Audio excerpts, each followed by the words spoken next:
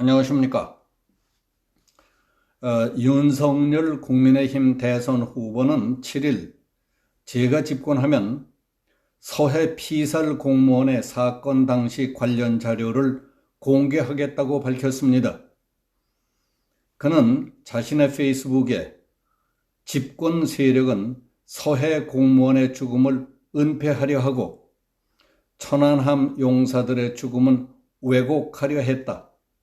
국민의 죽음마저 정파적으로 이용하는 행태에 분노한다고 썼습니다. 윤 후보는 문재인 정부의 국가의 자격을 묻는다며 서해 공무원 피살 사건 유족 측은 지난달 12일 청와대, 해경, 국방부를 상대로 정보 공개 소송을 진행했다. 1심에서 군사기밀을 제외한 일부 정보를 공개하라는 판결을 받았는데 청와대와 국가안보실은 이에 항소했다고 밝혔습니다. 그는 이어 문재인 정부는 도대체 무엇을 숨기고 싶은가? 정부의 무능인가? 북한의 잔혹함인가? 불과 1년 전 대통령은 유가족을 직접 챙기겠다고 약속했지만 연락도 없고 방문 요청에는 침묵했다고 한다. 대통령의 약속은 과연 무엇이었느냐고 물었습니다. 윤 후보는 천안함 최원일 함장의 글을 보니 광진경찰서는 지난 10월 천안함 용사의 명예를 훼손한 유튜버를 무혐의 처분했고 지난 11월 30일 동부지검도 같은 결정을 내렸다. 특히 경찰은 천안함 침몰 사건으로 여러 가설과 논쟁이 진행되고 있다는 의견을 덧붙였다. 이는 국가기관이 정부의 공식 수사 결과를 전면적으로 부인한 것이다. 상식적으로 이해할 수 없는 일이라고 했습니다. 윤석열 후보는 국민의 생명을 지키지 못하는 국가는 자격이 없다.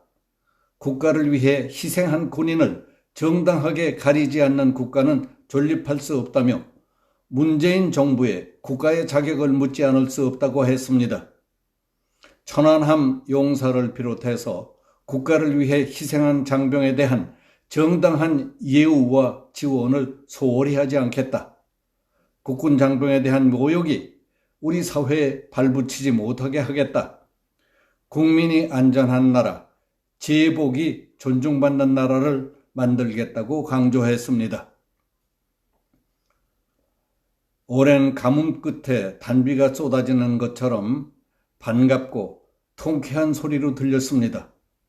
무엇이 옳고 무엇이 그른지도 모르고 넋놓고 지내는 사람들, 국가가 무엇인지, 국가를 위해 무엇을 어떻게 해야 하는지도 모르는 정치 몰입애들, 국가를 위해 희생하는 군이 얼마나 소중한지, 적군이 뭔지 아군이 뭔지도 모르고 날뛰는 정상배들, 그들의 장단에 놀아나 죽을 짓, 망할 짓도 서슴지 않는 철부지들을 일깨우는 일대 경정이었다고 생각했습니다.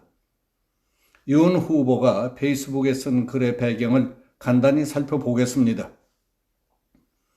작년 9월 22일 밤 북한은 서해 북방 한계선 넘어 북한에서 발견된 우리 국민을 총살시키고 시신을 불태워버린 끔찍한 만행을 저질렀습니다. 아무 잘못 없는 우리 국민이 적군에 의해 처참하게 희생당한 끔찍한 비극이었습니다. 그럼에도 불구하고 군 지휘부와 대통령에 이르기까지 우리 안보 라인은 겉보기에 잠잠했을 뿐만 아니라 적에 대한 분노와 반응이 일반 국민들만큼도 안 돼 보였습니다. 마치 군도 군 통수권자도 없이 멀거니 구경만 하고 눈치만 보는 것 같이 답답했습니다. 적에 의해 이와 같은 참극이 빚어진 뒤 해양경찰청 청장과 해양경찰청 수사정보국장은 희생자인 이 씨가 정신적 공황 상태에서 월북한 것으로 판단된다며 사건이 일어난 작년 9월과 10월 두 차례에 걸쳐서 이 씨가 지고 있다는 빚과 도박 횟수를 공개했습니다. 이에 대해 희생자의 아들 등 유족은 해양경찰청장과 국장 등 2명을 허위사실 유포에 의한 명예훼손과 사자 명예훼손 혐의로 고소했습니다. 정부는 이 씨가 자진 월북했다고 하면서도 이를 입증할 자료를 공개하라는 유족의 요구를 거부해왔습니다. 법원은 지난달 청와대가 국방부, 해수부 등에서 받은 보고 내용과 각 부처에 지시한 내용, 그리고 이 씨 동료 진술 조서 등을 공개하라고 판결했습니다. 그런데 이해할 수 없는 것은 청와대가 끝까지 이를 막고 있다는 것입니다. 작년에 이 씨 아들은 문재인 대통령에게 아빠가 잔인하게 죽음을 당할 때 이 나라가 무엇을 하고 있었느냐는 편지를 썼습니다. 이에 대해 문 대통령은 유족들을 위로하며 진실을 밝혀내도록 내가 직접 챙기겠다고 약속했습니다. 그러나 그 약속은 하나도 지켜지지 않았습니다. 청와대는 유족의 정보 공개 요청을 거부했고 이딴 전화와 방문에도 응답하지 않았습니다. 수사는 1년 넘게 제자리에 있습니다. 북한군의 대화 녹음 감청 파일은 군사기밀이라고 안 된다고 하더니 청와대 자료는 대통령 기록물이라고 안 된다고 했습니다. 정부가 하는 일들이 대통령을 거짓말이나 하는 사람으로 만들고 있는 것입니다. 그동안 유족들이 겪은 고통은 말할 수 없을 정도였습니다. 일주기 때 제사상도 차리지 못했고 고3인 아들은 월북자 가족이라는 낙인이 찍혀서 육사에 진학하려던 꿈을 포기했습니다. 어린 딸은 아직 아빠가 죽은 줄도 모르고 있답니다. 오죽했으면 이 씨 아들이 바이든 미국 대통령에게 아빠의 억울한 죽음에 대한 진실을 밝혀달라고 호소하는 편지를 다 썼겠습니까? UN 인권 최고대표 사무소도 북한의 책임을 묻고 유족의 정보를 제공하라고 했습니다. 하지만 정부는 이것도 무시하며 정보 공개를 막고 있습니다. 유족 측이 청와대, 해경, 국방부를 상대로 정보 공개 소송을 제기하자 법원은 지난달 12일 1심에서 군사기밀을 제외한 일부 정보를 공개하라는 판결을 내렸습니다. 이에 대해 청와대와 국가안보실은 오히려 항소를 하다니 이해할 수 없는 일 아닙니까? 또 하나 윤 후보가 지적한 천안함 용사의 명예를 훼손한 유튜버를 무혐의 처분한 광진경찰서 문제는 다음과 같습니다. 천안함 폭침에 대한 음모론을 펼치며 최원일 전 천안함장을 원색적으로 비난했다가 고소당한 유튜버 정모 씨에 대해 경찰이 명예훼손 혐의가 없다며 불송치한 것으로 드러났습니다. 정 씨는 유튜브 방송을 하면서 최원일 전 함장에 대해 북한에 피격당한 게 맞는다면 어떻게 경계를 섰길래 북한 잠수함의 어뢰가 오는 것도 모르고 당하고 있었다니 뭐가 용이냐? 경계를 못 섰는데 허질 않나?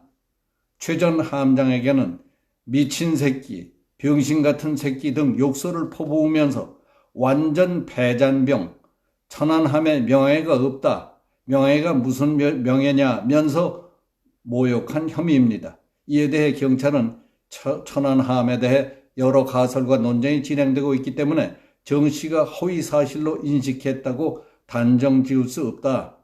정 씨의 발언은 의견 내지 평가가 뒤섞인 경멸적인 감정 표현으로는 판단된다면서 정 씨를 무혐의로 판단한 것으로 알려졌습니다. 천안함 전후회 측은 경찰의 수사 결과 통지서에 천안함 피격 사건이 아닌 천안함 침몰 사건으로 명시한 점과 여러 가설과 논쟁이 진행되고 있다고 지적한 점에 대해 김창룡 경찰청장의 입장 표명을 요구했습니다. 경찰청장의 답변이 없을 경우 13일 기자회견을 열고 성명을 발표하겠다고 했습니다. 이렇게 지금 막가는 판에 윤석열 후보가 국민의 생명을 지키지 못하는 국가는 자격이 없다. 국가를 위해 희생한 군인을 정당하게 기리지 않는 국가는 존재할 수 없다며 문재인 정부에 국가의 자격을 묻지 않을 수 없다고 한 말은 오랜 가뭄 끝에 쏟아지는 단비처럼 느껴지는 것이었습니다. 여기서 마치겠습니다. 감사합니다.